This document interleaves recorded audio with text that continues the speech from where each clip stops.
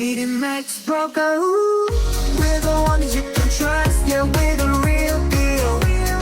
Max Broker, your trading dreams will fill. No need to search, cause we're the ones to choose.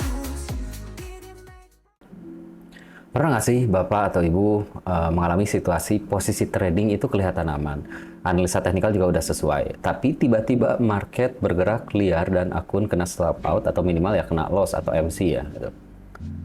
Itu bisa terjadi bukan karena salah strategi, tapi karena satu hal yang sering dilupakan, kalender ekonomi. Dan hari ini kita akan bahas bagaimana ini bisa jadi penentu sukses atau gagalnya tradingnya Bapak Ibu. Halo, saya Syam, official mentor di PT Didmax Berjangka. Di video kali ini, saya akan ajak Bapak Ibu untuk mengenal lebih dalam fungsi, manfaat, dan cara menggunakan kalender ekonomi agar lebih siap untuk menghadapi pergerakan pasar yang seringkali tidak terduga. Kalender ekonomi adalah jadwal rilis berita dan data ekonomi penting dari negara-negara utama, terutama yang mempengaruhi pergerakan mata uang global.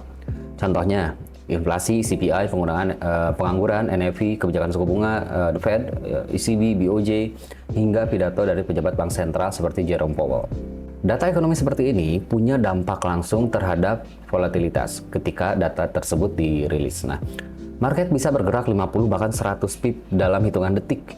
Bahkan bisa lebih dari itu jika newsnya itu adalah news yang krusial seperti suku bunga ataupun NFP. Kalau kita nggak aware, kita bisa masuk posisi di waktu yang salah dan itu beresiko besar. Tapi kalau kita siap, justru itu jadi peluang. Jadi, pastikan Bapak Ibu paham terkait dengan dampak-dampak dari perilisan waktu news ini. Poin utama yang harus dipahami adalah 1. Hindari entry saat rilis data jika belum siap. 2. Potensi slippage dan fake out breakout. Itu juga harus kita pertimbangkan. Dan yang ketiga adalah resiko bagi scalper atau trader harian jika tidak paham atau tidak tahu perilisan atau waktu-waktu penting ketika news seperti ini dirilis. Nah, ini adalah contoh praktis untuk pembacaan fundamental. Oke, misalnya ya, hari ini itu ada rilis data CPI di Amerika. Kalau misalkan lebih tinggi daripada ekspektasi, sama dengan inflasi naik, sama dengan pasar berekspektasi The Fed akan naikin suku bunga, sama dengan USD menguat, maka kemungkinan besar emas atau XAUUSD akan turun. Begitu juga sebaliknya. Jika datanya lebih rendah dari prediksi, sama dengan USD bisa melemah dan emas bisa naik. Kalender ekonomi ini bukan alat tunggal, tapi bisa jadi kombinasi sempurna jika digabungkan dengan analisa teknikal yang sudah matang. Misalnya, harga sudah menyentuh area resisten dan kita tahu dalam beberapa menit lagi akan dirilis data, anggaplah let's say biris ya. Maka potensi koreksi bisa jadi peluang untuk entry.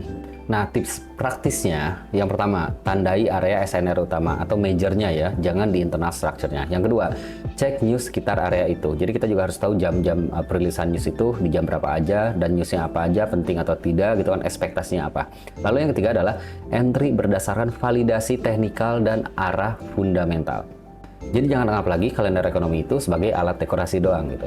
Kalau kita tahu kapan market bakal bergerak ekstrim, kita bisa lebih prepare, entah itu untuk hindari resiko atau malah manfaatin peluangnya.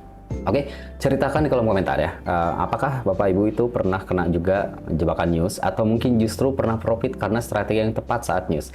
Oke, jika konten ini bermanfaat, bantu share, subscribe, dan tonton video edukatif lainnya. Semua link di komunitas dan media sosial saya ada di deskripsi. Oke.